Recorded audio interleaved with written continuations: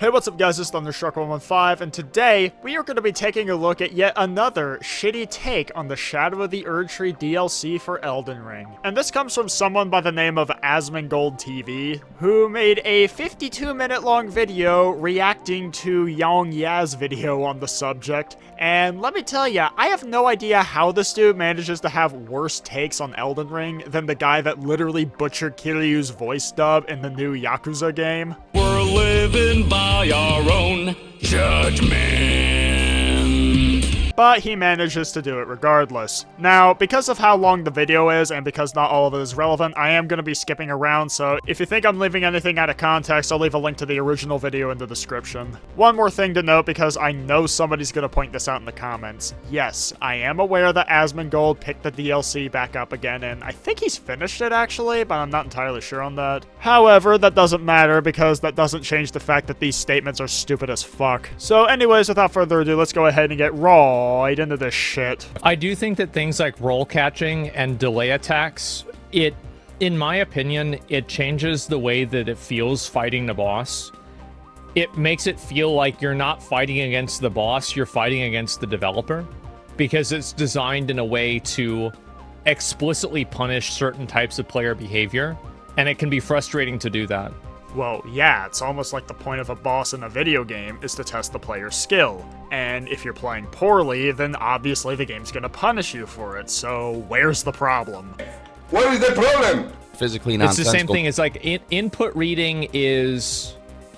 Do I like input reading? No, actually I don't. I think that input reading is stupid.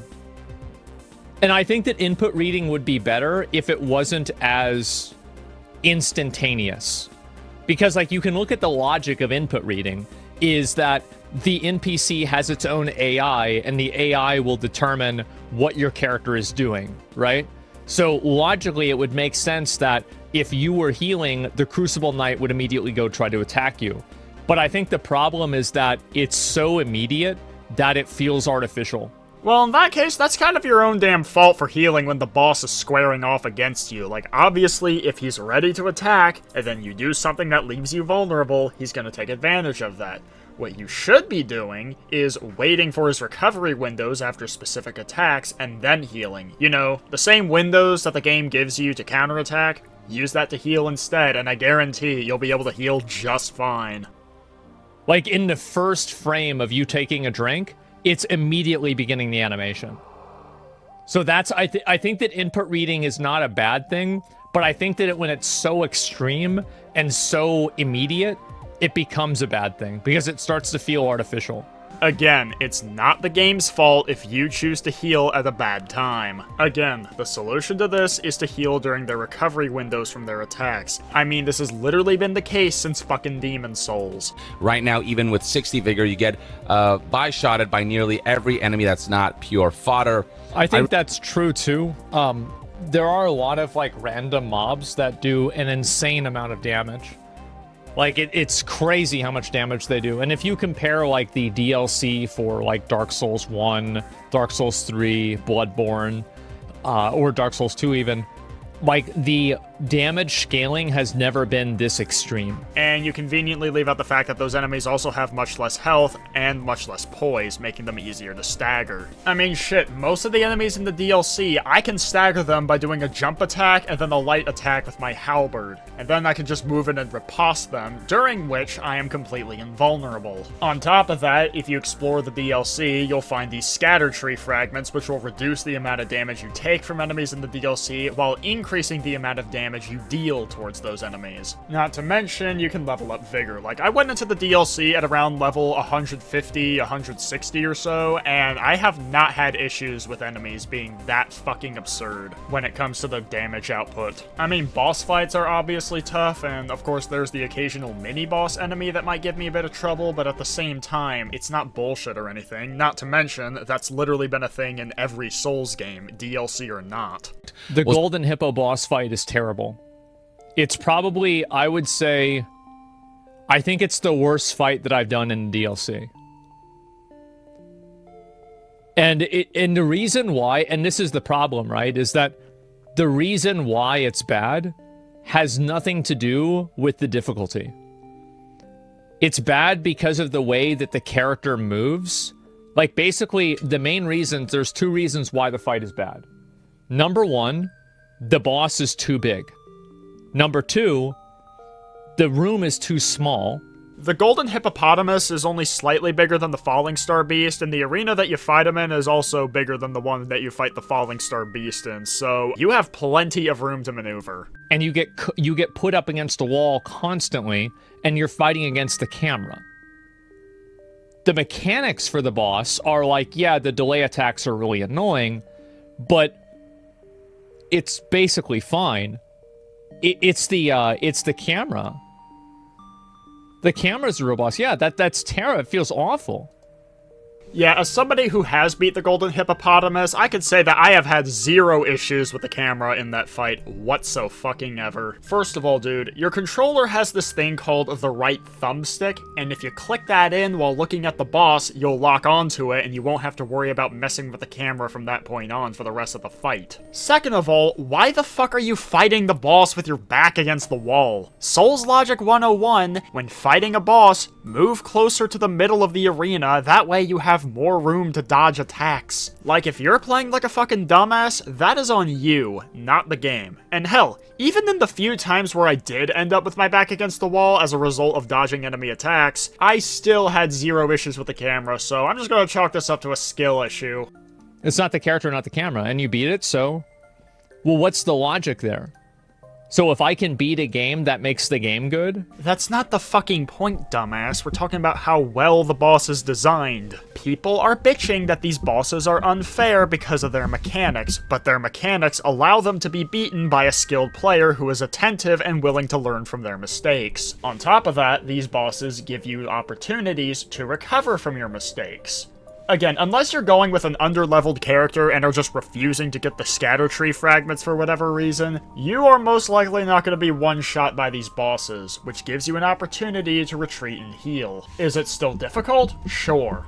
But it's not bullshit in its design, and you haven't come up with any compelling reasons as to why it is bullshit. The only thing you brought up is the camera, which even then, that's easily fixed by just locking onto the boss and staying away from the walls. If I can beat Atari if I can beat ET on Atari, does that mean ET on Atari is good? And we're jumping straight to straw manning, you know, always a wonderful sign. But no, this is an absolutely shit comparison. On one hand, you have ET on the Atari 2600, which had shitty controls, terrible gameplay, and was just really buggy. Like, a common thing you'd see in that game is you'd fall into a fucking pit, and then you would never be able to get out, because as soon as you got out, you'd fall right back in again. And there's a bunch of other shit I could talk about, but I feel like I'd be going beyond the scope of this video. Meanwhile, in Elden Ring, you have a strong gameplay design with a bunch of bosses that are a lot more challenging than the ones in the base game, on account of the fact that this is a DLC for a game with a reputation for being hard. The bosses in Shadow of the Erdtree can be beaten by anybody who's familiar with the game's mechanics and are willing to learn how to fight these bosses, whereas winning ET on the Atari 2600 is more luck than anything else. Think about what you're saying. You know, Asmongold, I couldn't agree more. You really should think more about what you're saying. I think people are so desperate to protect their gaming achievements that they're unwilling to look at anything logically. Oh my god, this dude is really pulling the same shit that Jim Sterling did when the game first dropped. You know, always a sign of a mentally stable individual. It's not that we're protecting our gaming achievements, it's that we like FromSoft games to be challenging. So naturally, when there's a bunch of people bitching that it's too hard, like it always does whenever FromSoftware releases a new piece of content, naturally, we're gonna defend the challenge because again, the challenge is well designed. And that is what makes it so satisfying to overcome. It wouldn't be anywhere near as satisfying if you could just curb stomp all the bosses so easily. The sense of satisfaction that you get from overcoming a boss is a direct result from how challenging it is to actually overcome it. Now, does it matter that much in the grand scheme of things? Not really, this is a video game we're talking about, but at the end of the day, it's very satisfying, and that's kind of why we play video games. Well, unless of course your name is Steve Shives, who doesn't like challenge at all and thinks all games should be easy, but don't worry, he'll get his turn when the time comes. It's not an achievement that you beat a boss in a video game. It was programmed for you to beat it. Well, no fucking shit. What? You mean to tell me that the boss that you can beat in a video game is programmed for you to be able to beat it? Oh my god, what a fucking revelation. It's almost like everything in a video game is programmed, you fucking dunce. Like, you wanna know what else the boss is programmed to do? It's programmed to win. It's programmed to beat your ass. So, again, what the fuck is the point of even bringing this up? Think about it a little bit more, man. Again, this dude should really take his own advice. Weirdly, I had no issue with the hippo. I just blew right through it. Got leathered by, yeah, I mean, like, obviously people are gonna have trouble with different bosses based off of different builds, but I think that, like, the points of failure can be, like, more and less annoying. Well, there you fucking go, dude. Some bosses are easier with certain builds and harder with others. Like, you wanna know how I know this? I was able to beat the dancing lion fight on my second try, even though one of my friends struggled quite a while against him. But that same friend was able to beat Mesmer really quickly, whereas I struggled against him for quite a while. And here's a bit of a tip. The items that the DLC gives you are really helpful for this. Like, for example, I'm going to use the Mesmer example again. When I equipped the talisman that I picked up earlier in the DLC that reduced fire damage, I suddenly found myself being able to fight him much more easily. The game gives you the tools to get through these fights, you just gotta know how to use them. And I think that is the experience for sure, but whenever something becomes so challenging that you go past that point, like, I think that's the issue. The guy gets it? Yeah, I mean, like, to me, so whenever a fight gets, like, really, really hard, I feel like the way that I can play the game becomes more limited. Now, like I said before, some builds are better against certain bosses than others, but at the same time, pretty much any build can be viable against any boss if you know what you're doing. Like, a strength build might not be as effective against Rolana than a dex build, but I was still able to fucking beat her by whacking her to death with my heavy halberd. So, basically, like, the harder something is, the less options you have to solve a problem, right? So, because you can't use those options because they're not optimal. And I think that whenever something becomes so hard that I feel like I have to play in one way, it makes it less enjoyable for me. Because I feel like I am executing effectively like a 3-minute cheat code.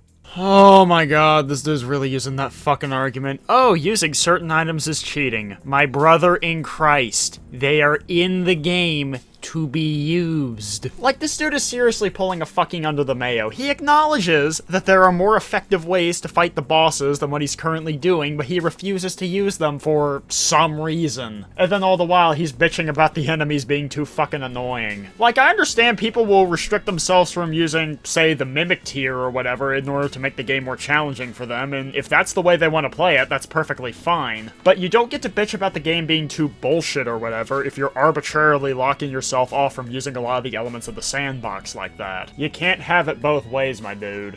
an example. The only real criticism that I have for the bosses, outside of, like, being big and, like, bad camera angles, I don't even think it's the attack patterns.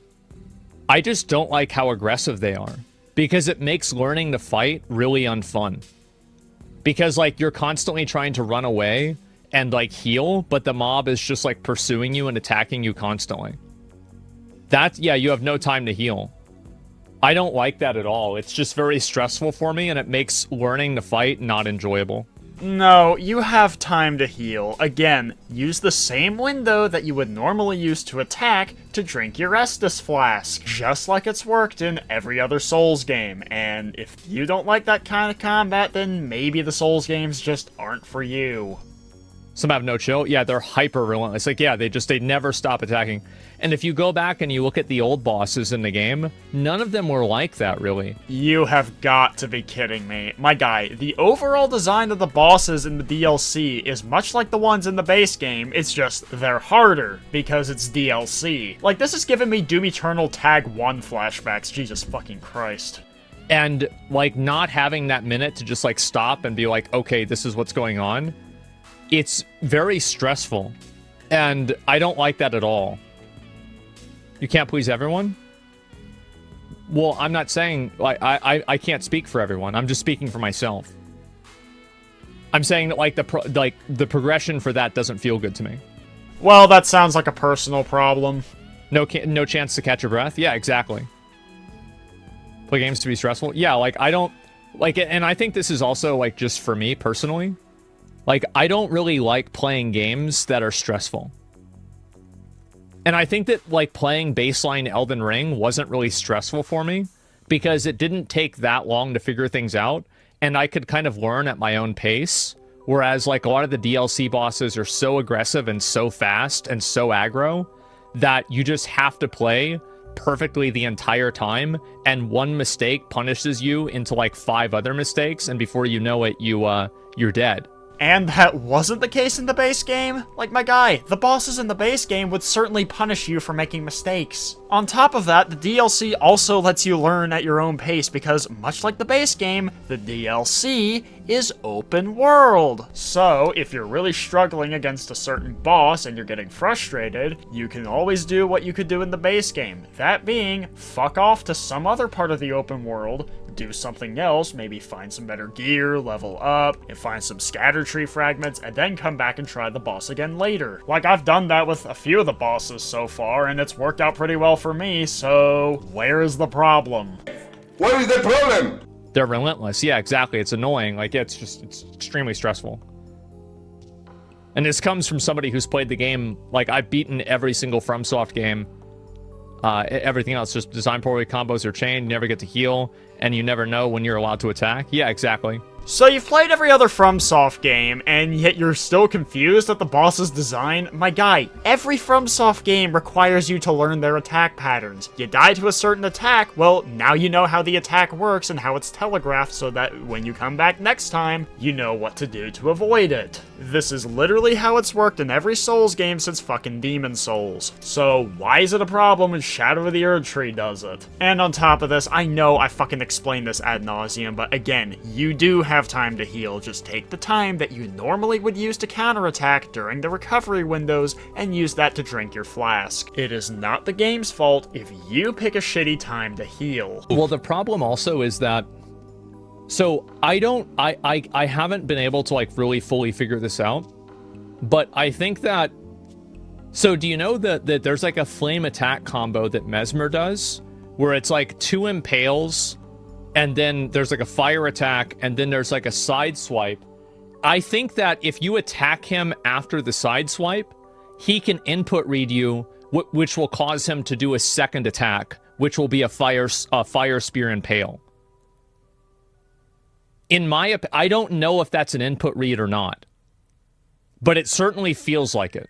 Well, Asmongold, as somebody who has defeated Mesmer, I can tell you right now that he does not fucking do that. And to my knowledge, nor does any other boss. Which, by the way, Elden Ring does not actually have input reading, but rather animation reading. But Mesmer, he might animation read you to start a certain attack combo, but once he picks an attack to do, it will not change until the attack is either completed, or you stagger him, or initiate a second phase. More than likely, you're either misremembering or mixing up his different attack combos. Yeah, Mesmer's amazing fight. Yeah, you attack after the impale. Right, but, like, that's not always, because other times he'll do the side swipe and then he'll stop attacking. Wow, you mean to tell me that the boss has multiple attack patterns? Oh my god, what a fucking crime, right? I was so satisfied and so overjoyed by the fact that I managed to pull this off. Like, I think that what he's saying is actually really true. And I think that, like, so his enthusiasm about it is why I think FromSoftware games are so good. And the reason why I think he feels so good about it is because he decided to do that. Like, he decided to change his playstyle and do something different that gave him an advantage and let him solve a problem. And I think that's why, for example, people like the games. Because you can effectively turn on an easy mode in the game, but it feels like you've earned that easy mode because you have, like, almost, like, discovered it, if that makes sense. Exactly. If you're struggling against a certain boss, you can change your playstyle to give you an advantage against said boss. And yet, despite that, earlier in the video, you called that cheating. And I think that whenever something becomes so hard that I feel like I have to play in one way, it makes it less enjoyable for me. Because I feel like I am executing effectively like a 3-minute cheat code. Like, I really don't know why it's so hard for people to not be hypocritical retards on the internet. Like, this dude really needs to learn how to... He that same energy. Yeah, I'm just gonna go ahead and end the video off here because I think you'll get the point at this point. Like, I mean, it's one thing if you admit the game just isn't for you, or if you're not really all that good at the game but are trying to get better. But the problem is that this dude is projecting his own skill issue onto the game and trying to claim that the game is unbalanced and unfun because he's playing poorly. Like, there are some good criticisms you could make towards the Shadow of the Erdtree DLC. One of my biggest ones is the performance issues. But there's a difference between pointing out actual problems with the game and just coping over your own skill issue. But anyways, that's gonna be about it for this video. If you enjoyed, make sure you hit the like button and subscribe for more, and tell me what you think about Asmongold coping over Elden Ring Shadow of the Erdtree. Anyways, that's it. Peace!